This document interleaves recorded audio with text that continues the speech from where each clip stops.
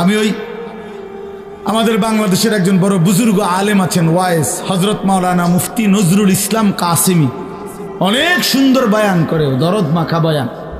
ওনার বয়ান আমি নিজে শুনছি। উনি বলছে শুকর সকালবেলা যখন ঘুম থেকে ওঠে, ওনার বয়ানের তো শুকর চোখ একসাথে মেলে না, মানে আমরা যেমন চোখ খুলি না ঘুমের থেকে, শুকর একসাথে চোখ মেলে না, মানে পুরাটা খুললে লায় না আর কি, একটু একটু করে খোলে, একটু এরকম আস্তে আস্তে চোখ মেলে, মানে একটু একটু করে চোখ মেলে। উনি বলছেন কিতাবে লিখছে যে শুকর এরকম আস্তে আস্তে চোখ মেলে কেন, একটু একটু করে। শুকর বারবার বলে এই চোখ মেলবার সময়, আল্লাহ আমারে কোনো বেনামাজি কোনো নাফরমান যেন আমার চোখে না পড়ে, এই জন্য আস্তে আস্তে চোখ মেলে। আপনার কোনো নাফরমান বেঈমান যেন আমার নজরে প্রথমেই না পড়ে, এই জন্য সে আস্তে আস্তে চোখ মেলে। আমি হুজুরের বয়ানে শুনছি তোমাকে শুকরে ঘৃণা করে, কুকুরে ঘৃণা করে। তাহলে বলো বাবা, নেন নেন পানির জগ নেন, মগটা নেন। তাহলে এই জন্য বাপ কেন নামাজ পড়ো না? কারো কাছ থেকে ইজ্জত পাইছো? একটা ছেলে বলো যে হুজুর আমি নামাজ না পড়ার কারণে আমারে মানুষ অনেক সম্মান করছে, কেউ পাইছো কিনা একটা ইজ্জত? তাহলে এটা কি ধরনের জীবন তুমি বুঝো না? আমরা বুঝি না আমার ঘরে মানুষ মহব্বত করে না এটা আমি বুঝি না? কথা কও না দুলা, আমি এটা বুঝি কিনা, তুমি বুঝো কিনা? তো মানুষের অনুভব হয় না? এটা তো অনুভব হওয়ার বিষয়, যে আমার তো একটা বুঝ আছে যে মানুষ আমারে ভালোবাসে কিনা, ঠিক কিনা বলেন না কেন? আমারে এই হাজি সাহেব যদি মহব্বত না করতো তো আমি প্রতি বছর আইলাম কেন? 50,000 টাকার জন্য নাকি 1 লাখ টাকার জন্য? এখানে আমি মেয়ে বিয়ে দিছি এখানে মিয়া, তাইলে ভালোবাসার জন্য, আল্লাহর জন্য, মহব্বতের জন্য। তাহলে বোঝা গেল তোমরা ছেলেরা, বাবা আমি রাত হয়েছে এই জন্য দেরি করতে চাই না, তোমরা একটা ছেলে হইলো ভাইব, তুমি ইনসাফের সাথে তোমারে মানুষ ভালোবাসে কিনা, এই সমাজের মানুষ তোমার দিকে তাকাইলে কি মনে করে তুমি বুঝো না? তুমি বুঝো না ভাইয়া? কি পাইছো নামাজ না পড়ে? নারী দেখতে দেখতে, উলঙ্গ ছবি দেখতে দেখতে অর্জনটা কি? অর্জনটা কি? কিচ্ছু না, ধোকা খাইছো। এই জন্য আগামীকাল রাত আমি অনুরোধ করলাম, আগামীকাল শবে বরাতের এই রাতে আলাদা আলাদা, শবে বরাত উৎসব না, শবে বরাত অনুষ্ঠান না, শবে বরাত বিরিয়ানি না, শবে বরাত খিচুড়ি না, শবে বরাত জিলাফি না, শবে বরাত ইবাদত। কথা বলেন কি? সবাই বলেন কি? এটা ইবাদত বেটা, ইবাদতের জন্য, এটা নফল বন্দেগীর জন্য। প্রত্যেক বছর আপনারে এশার নামাজের পরে 2 ঘন্টা প্রতি বছর শবে বরাতে, এশার পরে শবে বরাত, এটা বুঝাইতেই আছে। তো আপনি অন বুঝছেন না, এটা এখনো বুঝছেন না? আপনি আমল করবেন তাহলে কোন বছর শুরু করবেন? কোন বছর? আপনার প্রত্যেক বছরে ওয়াজে কইতে হবে। আমার কথাটা বুঝছেন নি আপনি এটা বুঝছেন না? তো এটা না বুঝার কি আছে? বলেন চাচা, এটা না বুঝার কি আছে? সহজ কথা, যে সন্ধ্যা থেকে নিয়ে ফজর পর্যন্ত আপনি আল্লাহর ইবাদত করবেন, ঠিক আছে না কথা? কতক্ষণ জিকির করবেন, কতক্ষণ তেলাওয়াত করবেন, কতক্ষণ বারবার দোয়া করবেন, বারবার 2 রাকাত, একবার 4 রাকাত, একবার 12 রাকাত, একবার 6 রাকাত, আবার কাঁদেন, আবার দোয়া করেন, প্রয়োজনে একটু বিশ্রাম করেন, রাত্রিবেলা সেহরি খান, তসবিহ পড়েন, আল্লাহর কাছে দফায় দফায় দোয়া করেন। বান্দা নবীজি বলছে, উম্মত দোয়া করে কখনো ক্লান্ত হইও না। দোয়া করতে করতে যা কইছি হুজুর একবারে লম্বা করে বিস্তারিত সব কইয়া লইছি আল্লাহরে, না না, আল্লাহ বলছে বান্দা বারবার বলো, বারবার বলো, বারবার বলো, বারবার বলো, তুমি বলবা যতবার আমি শুনবো ততবার, আমি শুনবো ততবার, তুমি বলতে থাকো, তুমি বলতে থাকো। ফাওয়াল্লাহি লা ইয়ামাল্লাল্লাহু হাত্তা তামাল্লু, আল্লাহর নবী বলেন, বুখারীর হাদিস, আল্লাহর কসম উম্মত তোমরা চাইতে চাইতে ক্লান্ত হয়ে পড়বা, আল্লাহ দিতে দিতে ক্লান্ত হবে না, আল্লাহ ক্লান্ত হয় না, তুমি বলতে থাকো।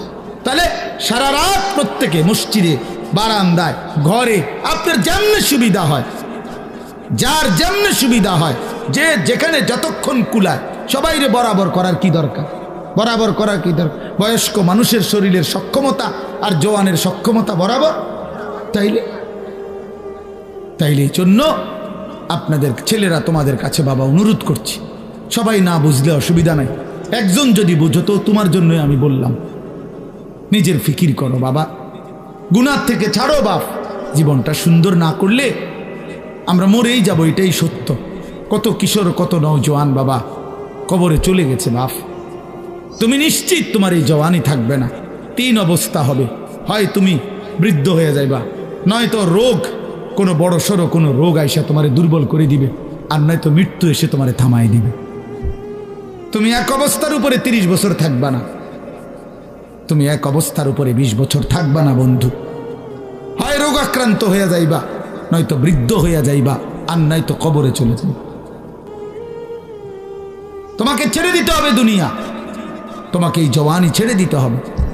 এই জন্য আমি অনুরোধ করছি প্রত্যেকটা নওজোয়ান আগামীকালকে রাত্রে জাগার সিদ্ধান্ত নাও, বলো ইনশাআল্লাহ তোমার মতো করে। দিনে প্রয়োজনে একটু ঘুমায় নাও, দিনের বেলা জোহরের পরে আসরের আগে একটু বিশ্রাম করে নাও, কোনো অসুবিধা নেই। রাত্রি যাতে জাগা যায়, মানে রাত্রি একটু বেশি জাগবার আশায় দিনে একটু বিশ্রাম করে নেন। মানুষ বড় পরিশ্রম করার আগের থেকে তো প্রস্তুতি নিয়ে নেয়। সেনাবাহিনীওয়ালারা বলে আর্মির ট্রেনিংয়ের মধ্যে কঠিন প্রশিক্ষণ, সহজ যুদ্ধ।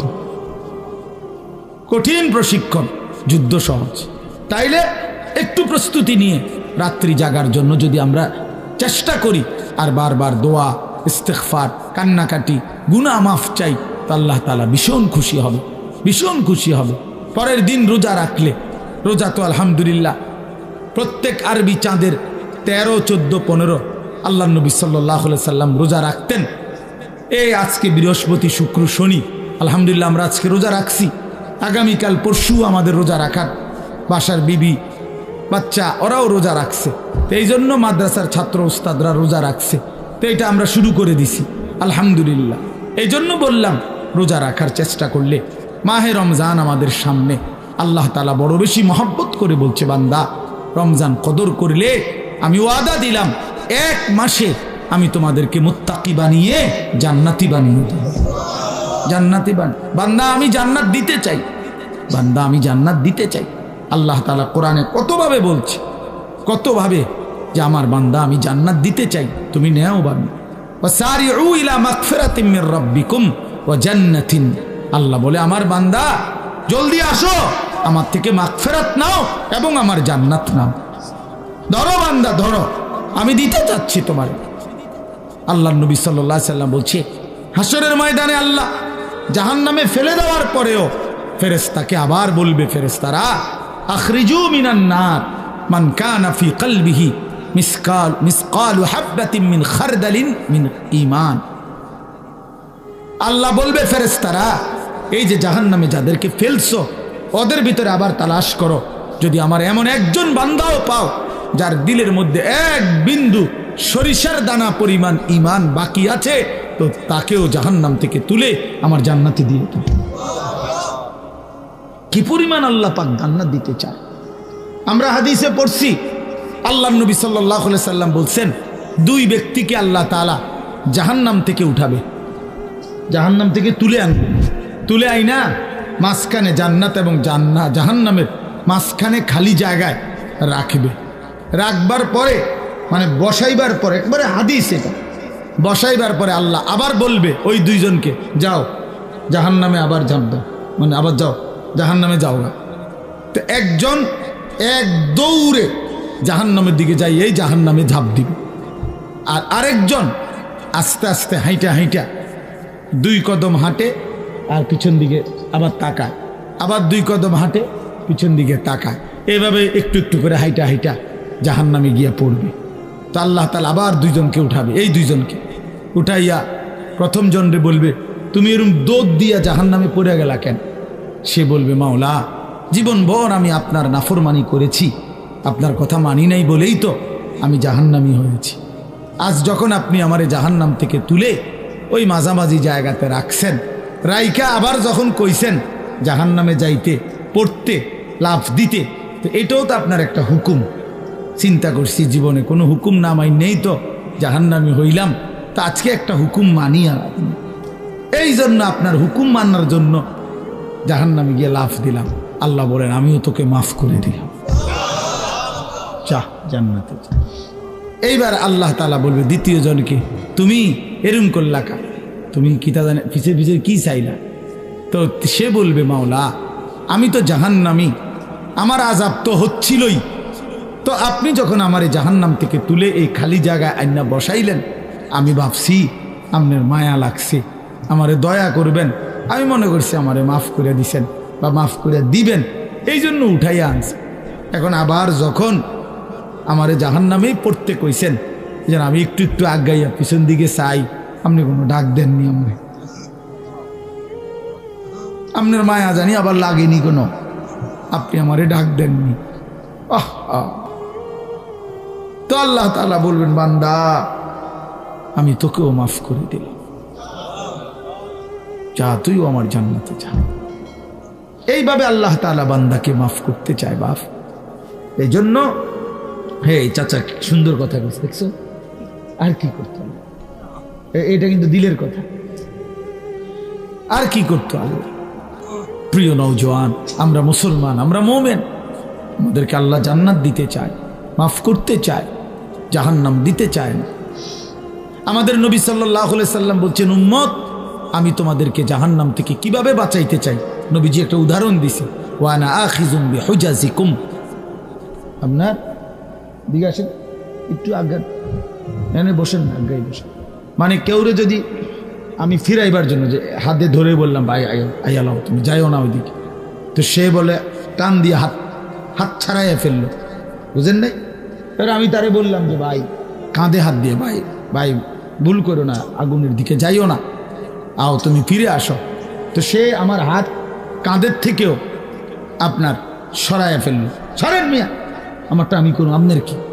তো আমার হাতে ধরা হাতও কি করে দিল, ছুড়ে দিল, ফেলে দিল, কাঁধে রাখা হাতও ফেলে দিল। এবার আমি যদি তার কোমরে জড়াইয়া ধরি যে না ভাই আমি আপনার আগুনে পড়তে দিব না, আমি বাইচা থাকতে আপনারে জাহান্নামে পড়তে দিব না, আপনাকে বরবাদ হতে দিব না, আমি কোমরে জড়াইয়া ধরেও যদি টানাটানি করি, এবার সে চাইলেই আমার থেকে ছুটাটা তার জন্য কঠিন, কঠিন না? মানে কোমরে জড়াইয়া ধরলে ছুটা আলগা হওয়া কঠিন কিনা? এই আল্লাহর নবী কসম বাবা, নবীজি বলছে উম্মত আমি তোমাদের প্রত্যেককে চাচ্ছি এইভাবে কোমরে জড়াইয়া ধরে ধরে জাহান্নাম থেকে বাঁচা। ওয়া আনা আখিযুন বিহুজাজিকুম।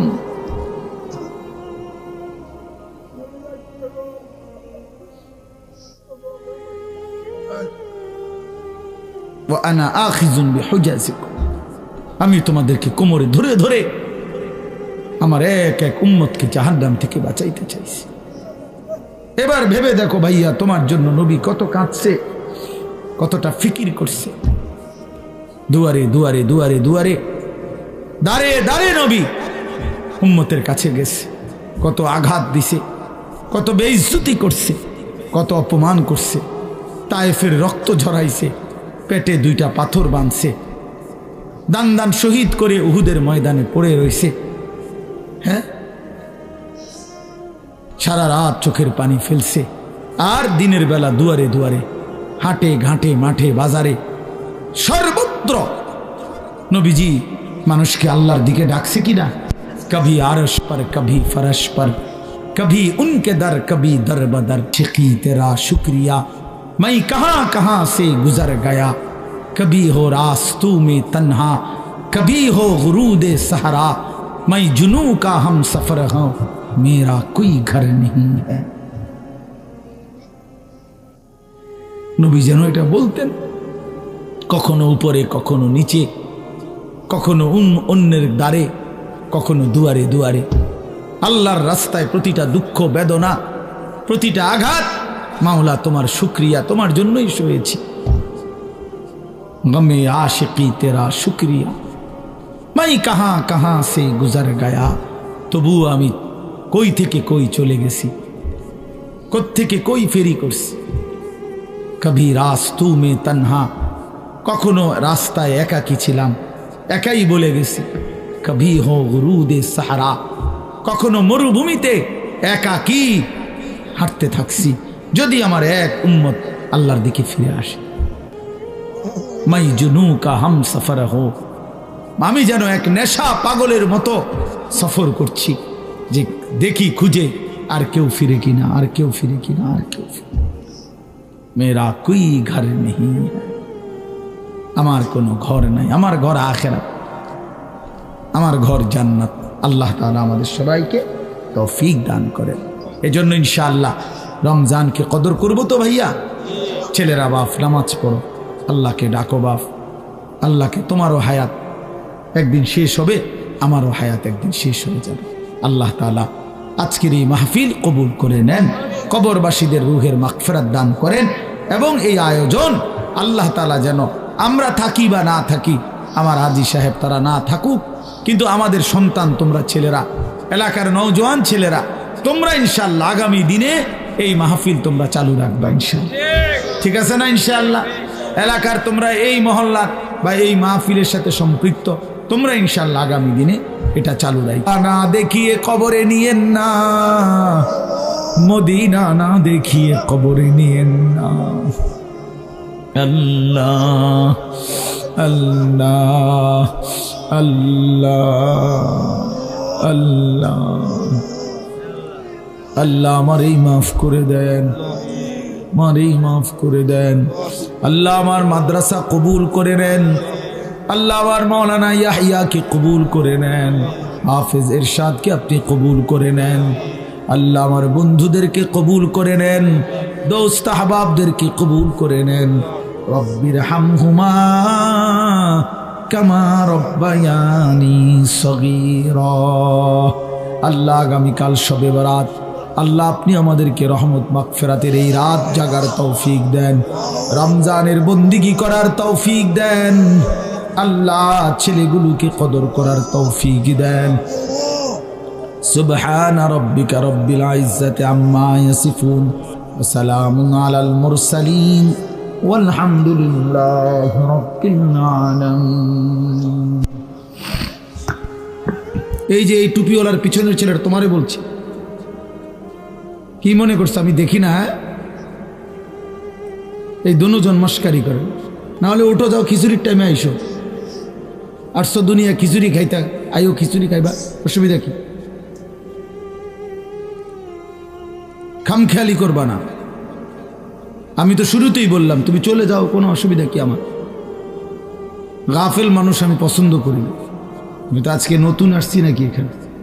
আমার এই একটা মাহফিলেই শুধু, যেটা এত লাগাতার মাহফিল, আমার মনে হয় না আমার গত 2-4 বছরের ভিতরে কোনো মাহফিল এতটা ধারাবাহিক মাহফিল আমার এই হাজী সাহেব, আমি এই বেচারার কথা ফেলতেই পারি না কেন জানি, এই একটা বড় মুসিবত আমার।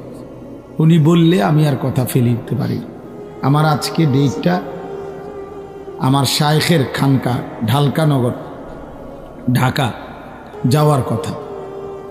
উনি যখন আমার বলছে, তাই বলছি ঠিক আছে আমি যাইতাম না। আমার এরশাদ ভাই আমার, উনি বলছে হুজুর ওনার মাহফিল দিতেই সোজা কথা। এখন আসছে এরশাদ ভাই আমাদের সাথে, তা এই একটা সাংঘাতিক ভালোবাসার বিষয়। যাই হোক, তো বলতেছিলাম মঞ্জিল চিনা, গন্তব্য চিনা, টার্গেট থাকা, লক্ষ্য থাকা, এটা সুস্থ স্বাভাবিক মানুষের পরিচয়। যে অসুস্থ, যে মাতাল, পাগল থাকে। এই জন্য প্রিয় ভাই নওজোয়ান বাবা, অল্প সময় আমরা মনোযোগ দিলে আমাদের জন্য ভালো হবে। তো আমাদের সামনে রমজান, আমাদের প্রস্তুতি রমজান।